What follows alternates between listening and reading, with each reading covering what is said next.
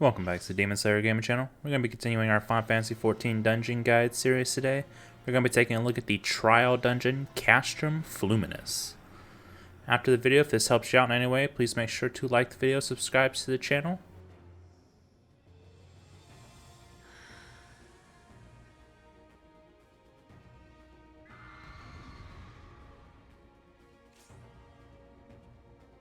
For this trial, when you pick up the boss, you will want to face it away from the rest of the group, as the tank buster that she does have is a large cone AoE. It's going to be a long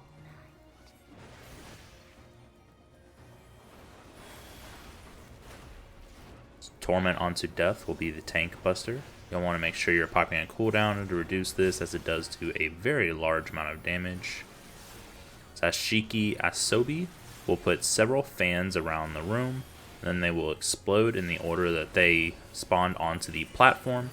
So you'll want to move to one of the outside ones and then move into the middle once the middle one explodes.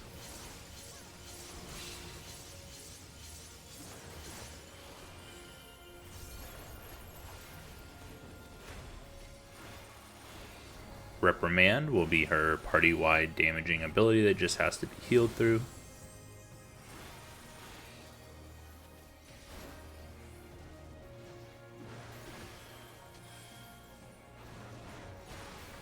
Midnight Haze will summon 2 smoke clouds onto the platform that will gradually start to move towards each other in the center of the platform.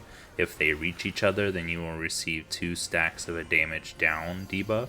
So you'll want to make sure to focus down one of them first, but then group up around the other one to absorb the damage from Lead of the Underworld and kill the second one before it finishes its casting.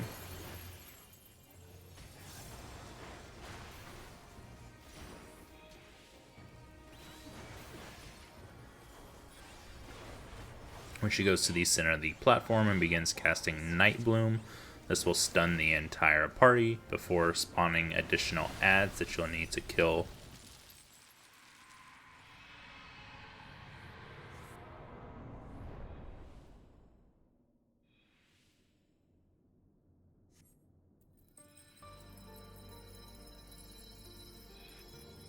The first group will spawn in the very north of the platform. The longer these adds are alive and the more that they hit Tsukuyomi in the middle, then they will increase her suffering. The first group is not tankable, so you'll just need to burn them down. The second group that spawn will be a group of Spectres of the Empire along with Spectre of the Homeland. These ones are tankable, so you'll want to just pick them up and AoE them down.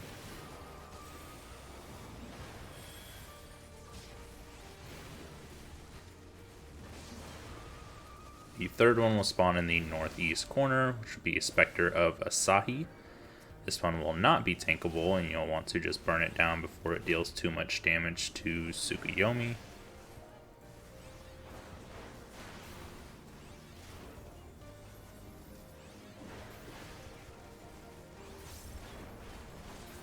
After this, Xenos will spawn, causing a knockback effect on everyone before attempting to finish off Tsukuyomi.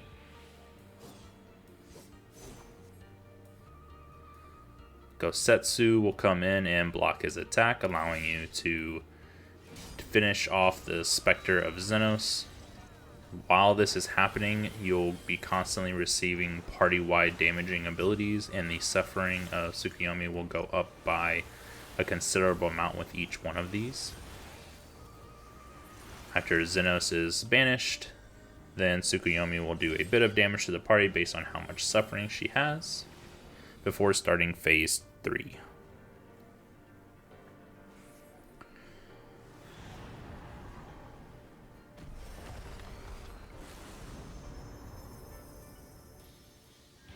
Continue to make sure you're facing her away from the rest of the group.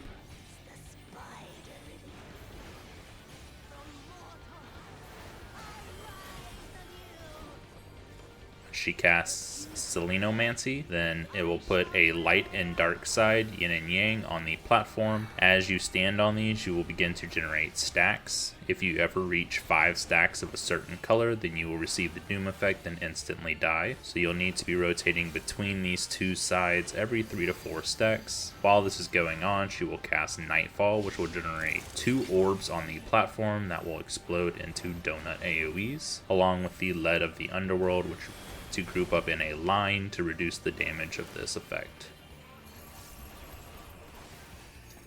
After a little bit, she'll cast Anti-Twilight, which will stop the Selenomancy effect and do a small amount of damage to the party. She'll follow this up with Torment Upon Death, the Tank Buster ability.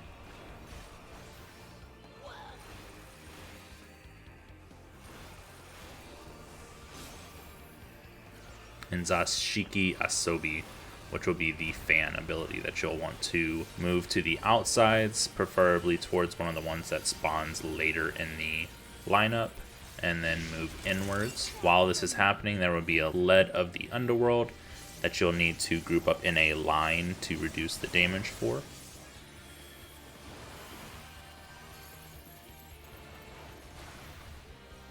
Followed by another Torment Upon Death. Depending on your damage here, you can push her into phase 4 before she does a second Selenomancy.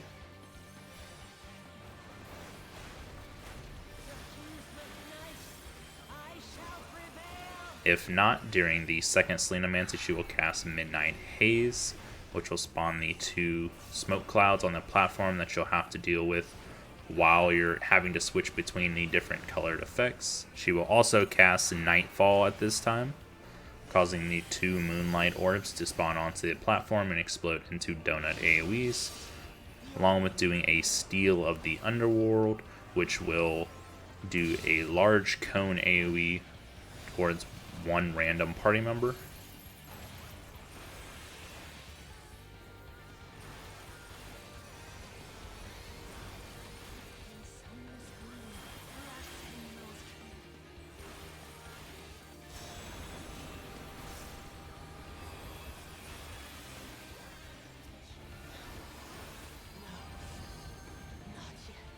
Around this time, she should switch to phase 4, where she'll switch to a 2-handed sword mode. When she casts Lunacy, then you'll want to group up and stay grouped up.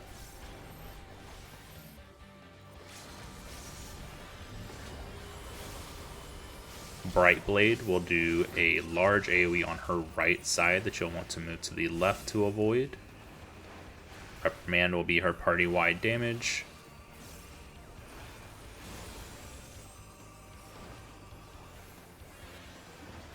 Dark Blade will be a large, she will perform the next Dancing Fan ability without having to actually cast it.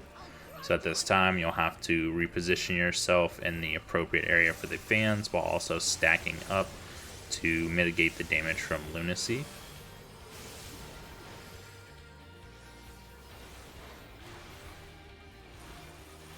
Followed by another Reprimand and a Torment Upon Death.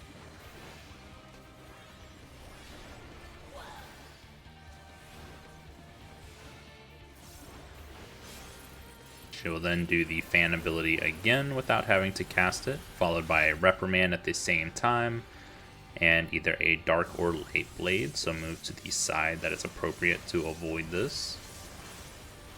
She'll follow this up with another Reprimand.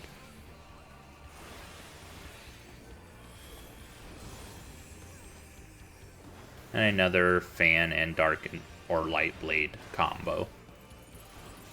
Around this time, she should go down, and that should be it for Castrum Fluminis. I hope this helped everyone out. If it did, please make sure to like the video, subscribe to the channel, and I will catch you on the next one.